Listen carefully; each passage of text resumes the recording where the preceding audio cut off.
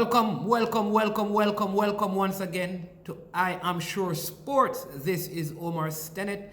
I'm extremely delighted that you have joined us for another episode. It's going to be a good one. We'll be discussing some regional cricket this week, and we'll be also looking at the NBA. We'll be looking at our football. You know, we always talk about football. It is our heartbeat, and we really love this sport. We'll be looking at the Champions League. We'll be looking at the BPL, the La Liga, the Bundesliga, the Italian Serie A, the French League. Give you some updates on those things. And we will also be talking about the resumption of sports in Jamaica, given the spike in COVID cases. So get ready. All right, without any further ado, I want to jump right into what we want to discuss today. Now, by this, you know that the Jamaica Scorpions had an exciting victory over the Barbados Pride in what was like a quarterfinals, and they have qualified for the semifinals of the regional Super 50 tournament. They finished in 4th position. And so, because of that, they will be facing up against the table toppers, the Trinidad and Tobago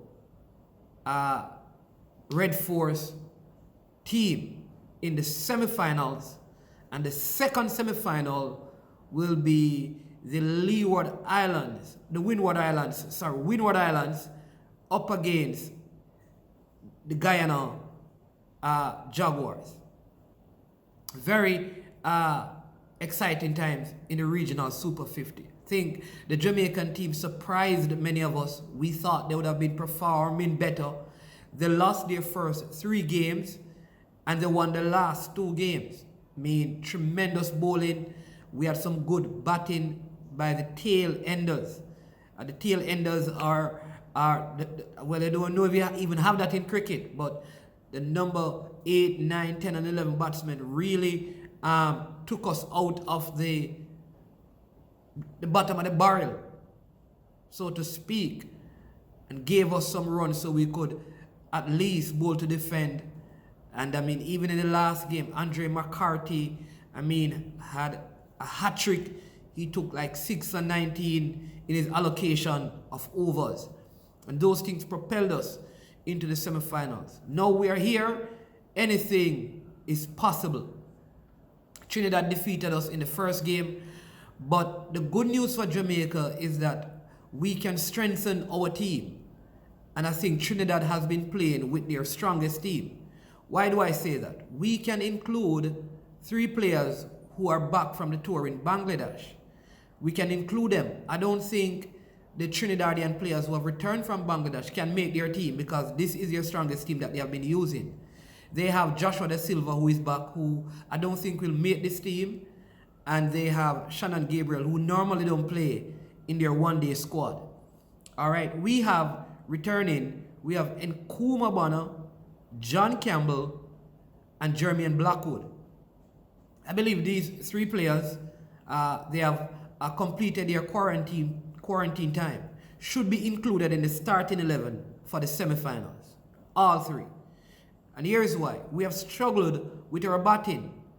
And these 3 guys are senior batsmen. They represent the West Indies. And I believe that they are 3 of the best one-day batsmen in Jamaica right now.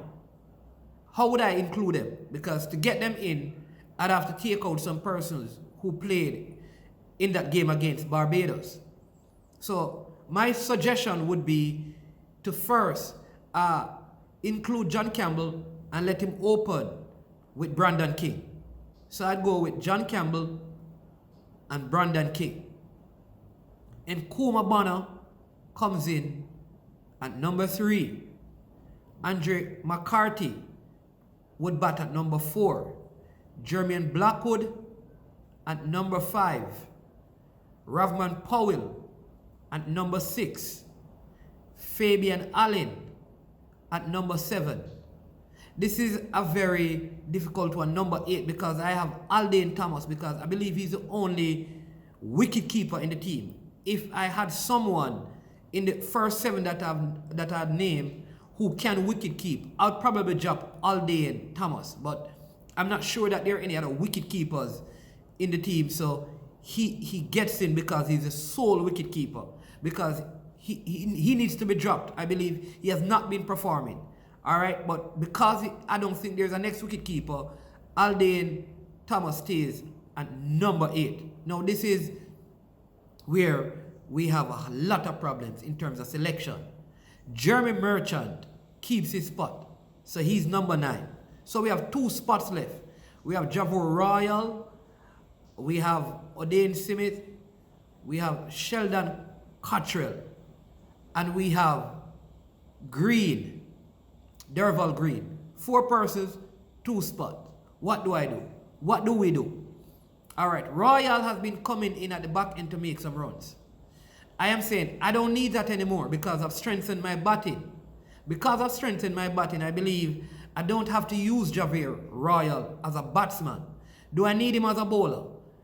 The other thing is that I'm playing against Trinidad, and the Trinidadian batsmen are very good at playing spin. So what I do, I take him out because I already have 3, 4 other quality spinners in the team. I would bring in Sheldon Cottrell, because in the first game against Trinidad, the opening batsmen and the top order of Trinidad struggled against the left arm pace of Sheldon Cottrell. He also has a pattern of taking wickets in the first power play. So I'd bring in Sheldon Cottrell and I'd keep Odain Smith. So that would be my starting 11 for the game. You may think otherwise. I guess we'll know. The game is on Wednesday, so probably by the time you watch this video, we will have the results. But I'm sure that if that team goes out there, we stand a chance of beating Trinidad. I believe that they're a very good team, but every team in every competition is due one bad game. And I believe that this is the day when Trinidad will have their bad game, and we are going to excel. I'm looking forward to that. I think it would be good for Jamaica on a sporting level, because we have not had any sport in Jamaica since March, really, that people, there has been nothing in terms of sports for Jamaican to celebrate. And I think this would be very good for our cricket. It would also help us as we look at the preparation for the CPL that is coming up shortly, and maybe a couple of players can have a shot at getting into the West Indies team that is looking to take on Sri Lanka at the beginning of March. And the Sri Lanka team, as you know, they are having some challenges now with COVID testing, and also just you know, after that there's contact tracing and all of that kind of stuff. So there seems to be some doubt as to what the strength of the Sri Lankan team will be to face up against the West Indies. The second semi-final will be, like I said, the Windward Islands Volcanoes, and they'll be going up against the Guyana Jaguars. This is a very interesting game, but I think Guyana has more than this Windward Islands team, and so I suspect that Guyana will be in the finals. I'm hoping that they'll meet Jamaica, and I think if that is the final, then Jamaica stands a good chance of winning that. What are your thoughts? What do you think? Who do you replace? Who do you keep? Who do you take out? I know there are some suggestions that, you know, we should keep Royal and keep Sheldon Cottrell out, but Sheldon Cottrell is one of our better bowlers. I don't think Odain Smith has bowled poorly. He hasn't taken a lot of wickets, but I think his pace will do better, like I said, than the spin of Royal. Royal has been taking some wickets, but I'm not sure. And so some of the people who are going to lose out is Glenn. He's not going to be. Paul Palmer won't be in the squad. Unfortunately, they lost their place, because that's what happens. When you don't perform, you lose your spot. This is a performance-based thing. This is not a preferential-based thing. It's performance. If you want to stick and stay in the team, you have to perform. You have to perform. Now, I also want to address something, because many people have been saying, why was the Sigma run allowed to continue and other sporting events cannot continue in Jamaica? All right, let me just help you. Let me give you two sides of the story. One, Sigma is a one-off event. And the Sigma event is coming from thousands of people to only having 100 people run. And so they made several changes. And you have to give it to them, because whatever their protocols were that they presented to the government approved it. And so you have to commend the organizers of the Sigma run for that. Whether we want to think it is quote-unquote political or not, there had to be a proposal, and the proposal was accepted, which means that what they presented to the government in terms of the operation and the running of the event, the government was satisfied that if they gave permission for the event to be staged, there would be no spike in the COVID cases due to the Sigma run. So they allowed it. All right. Now I understand the other side of the argument, that other stuff could have taken place, because I know that several meets were cancelled. Maybe the protocols were not as tight as those for the Sigma run. And so we have to look at that. And so, though it may seem like a level of unfairness, you have to also look. I mean, you can't compare. I want football to restart, but I don't think the Sigma run is something to be used. Why do I say that? Football is not one-off. And football will not be held in a bubble. There is no suggestion from the governing body that football will be done in a bubble. What they're suggesting is that they will have testing. I think we should try to facilitate the football in a bubble. How would that work? All right, we have the Captain Horace Burrell Center up by UA. Bring a group of teams up there. They have enough places to train. See if it is possible that there are other dormitories available at UA where they can stay in that area, because less people are in boarding at UA and UTech. Maybe they will allow that. I don't know. And so the teams, say 6 teams, over a week, they train and they play each other. So every team play each other of those 6, because there are 12 teams in the Premier League. Those teams will leave the bubble and the next 6 teams come in. Tested, they go through the bubble, they play each other. And so at that point, you'll have a couple of rounds of football played. Once that is done, you take a break, you assess and you look. And then you do it. I don't think it is wise for those proposing the proposal for the resumption of football in particular to suggest to the government that we will do it and players will go home. That's very risky for the players and for the communities. Because the thing is that just maybe younger players will be asymptomatic, showing no signs, but they will either bring it to their team or bring it from their team to their communities. And so I can understand that.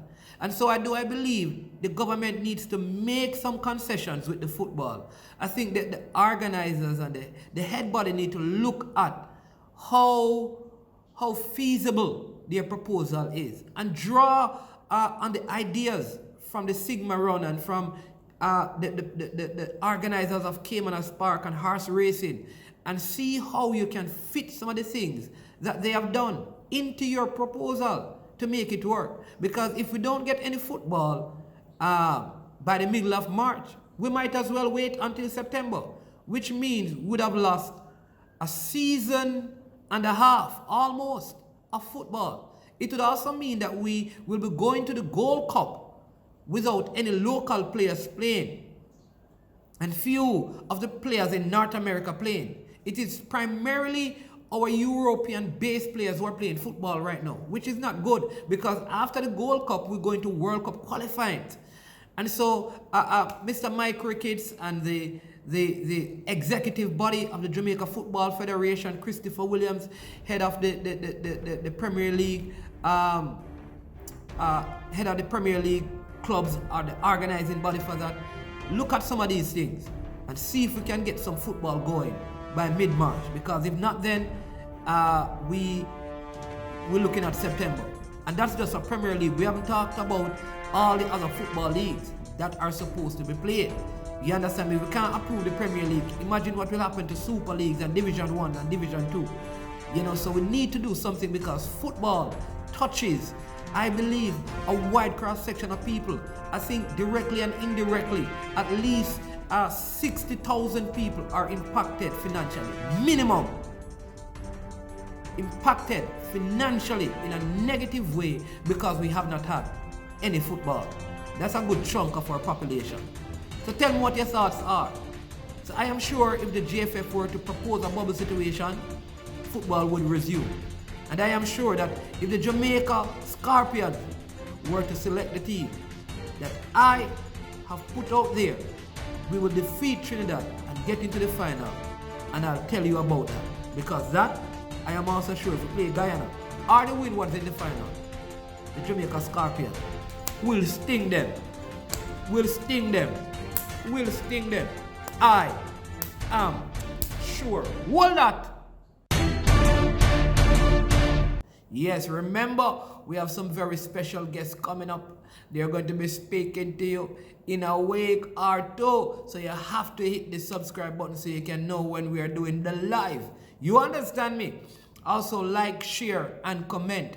Right? The description for our Facebook link will be in the description, so you can check that out. Right? Like, share, comment, and subscribe. Remember to check out Irie Times TV. They have a lot of good content over there. Fridays, Saturdays, and Sundays. Check them out.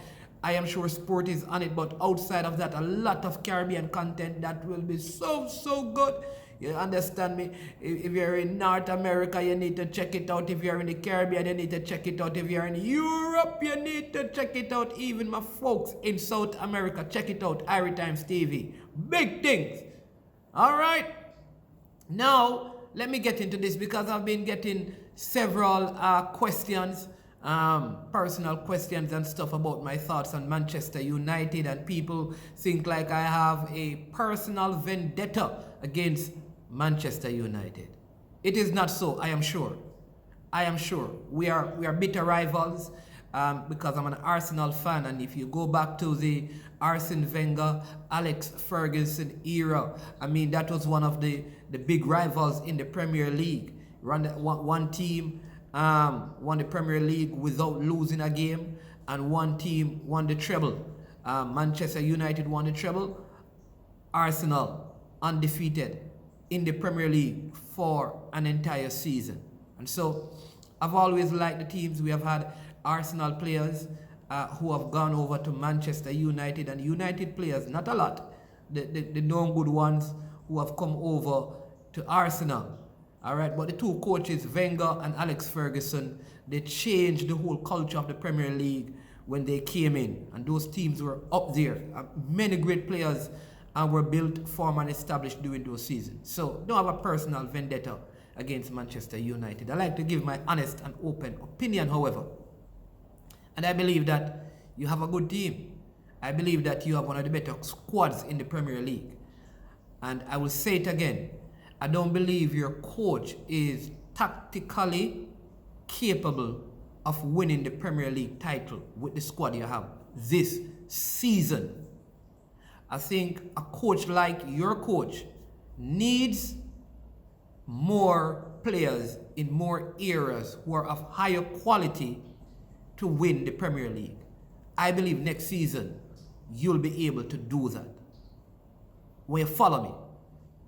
I've said it before, that if you had gotten Martinez from Inter Milan as a point man, you would have stand a chance. But Cavani, at this old age, will not score enough goals. Will not score enough goals to help you win the Premier League title. Martial is too inconsistent. And Rashford is, I don't know, something seems to be going on with him mentally certain times. Then your goalkeeper gives up too many easy goals, I believe. Harry Maguire continues to struggle with his pace. And your coach insists on playing Lindelof alongside Maguire, though he have Bayer on the bench. Every team, let me give you the facts, every team have suffered some sort of injury to at least 2 to 3 of their top players. Manchester United has escaped most of that so far this season. So I want you to imagine with me how creative you would be if Bruno Fernandes got injured. Let us be honest, he's one of the better midfielders in the Premier League this season. You check his goals scored and the assists that he has made. So imagine if you were to lose him for 4 or 5 games, how that would impact your team in the standings. I also want you to remember that you're basically 10 points away from City, which means to win the title, one of the things you'll have to do is to beat Manchester City. And all I'm saying is that in Europe, right now, the 2 teams who are playing the best football in all of Europe is Manchester City and Bayern Munich. Manchester City and Bayern Munich. I would give Manchester City the edge over Bayern Munich because they have conceded way lesser goals than Bayern Munich. Conceded less goal than Manchester United, and Manchester has scored, like I've said before, 3 to 4 goals more than them. So I believe City will win the Premier League over Manchester United.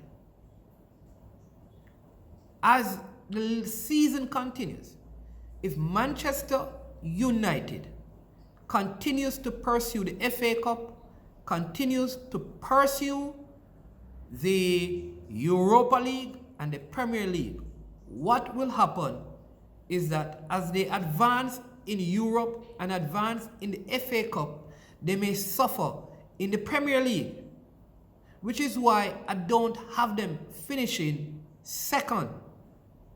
I think it will be a battle for 3rd and 4th, which I believe would be a good accomplishment for Manchester United going into next season.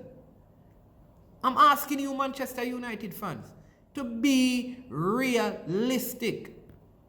The title is really out of your hands this season unless there's a rapid decline in Manchester City's form. On top of that, the dark horses are Leicester, and people keep ignoring them. Manchester United fans, that's all I am saying. I'm not contending if you're better than Arsenal. You are this season, way better than Arsenal. Arsenal is not a top 6 club this season. You're way better than Arsenal this season. So that's not the contention. You are playing better than Liverpool this season. Are you playing than Leicester? I wouldn't say so. Are you not playing better than Leicester? I wouldn't say that. Chelsea is a team that you also need to watch, Manchester United fans. You have to rate this coach, Thomas Tuchel. He has not lost a game since he has taken over this Chelsea side. Call him easy games, but you can only play who is in front of you. Are you hearing me?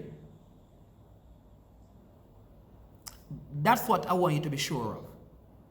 And stop complaining and talking about, yo, man don't like Manchester United. Nothing like that. I'm a realist. Realist. Then you have this thing there saying that Bruno Fernandes is better than Kevin De Bruyne. No. Bruno Fernandes is having a better season this season than Kevin De Bruyne. However, a Manchester City fan could say that Ika Gundogan is having a better season than Bruno. And that's a reasonable argument to be had. Man to man, Manchester City. Let's go through. Raheem Sterling, Anthony Martial, or Marcus Rashford, Greenwood, different class. Let me give you Kevin De Bruyne and Pogba. So let's put them on the same level. If you want to do that. They are not, but give you that. Then Gundogan and Bruno cancel out each other. Rodri is better than all the holding midfielders outside of that. There's no midfielder you have who is better than Rodri in City side right now. Remember, we eliminated the matchups. Shaw, I don't even call Foden yet, Mahrez yet, Aguero yet, Gabriel Jesus yet. Let's talk about centre backs. Our goalkeeper who is having a better season. Let's talk about right back. Let's be real. Let's be honest. I haven't called Bernardo Silva. This is City side. Come on, man. I expect better than that. You see, if this were Alex Ferguson, and this is the difference I'm telling you. If Alex Ferguson were in charge of this side, they win the Premier League. That is why coaching is important, and that is what you need to understand. Because I've seen Alex Ferguson take a team worse than this present team and win the Premier League in his last season at Manchester United. If Alex Ferguson had this side, he wins the Premier League. But not this coach you have. Your coach and Arteta and Frank Lampard on the same level. These are not championship coaches. They're not championship coaches. Come on, man. You know the football better than that. I am sure you know the football better than that. Be real. So get ready, because next year, I know that you're going to make some additions. You're going to add a centre back. You're going to get a right back. You're going to get a good holding midfielder. You're going to get a centre forward, and you'll be right up there. Mark you may have to get rid of your coach. You look like him lose a screw, I'm sure. So that's my point. So don't attack me. Don't go like you want to rush me. If you think otherwise, state it. Put your comment there so others can see it. Don't come through the back door. Open the front door and make a comment so people can know. Let people know what you're saying so that we can be sure if you are right or I am right. This is I Am Sure Sports. Like, subscribe, share, and follow. Do you hear me now? Socrates said this: an unexamined life not worth living. Check yourself before you wreck yourself. I am sure. We're out.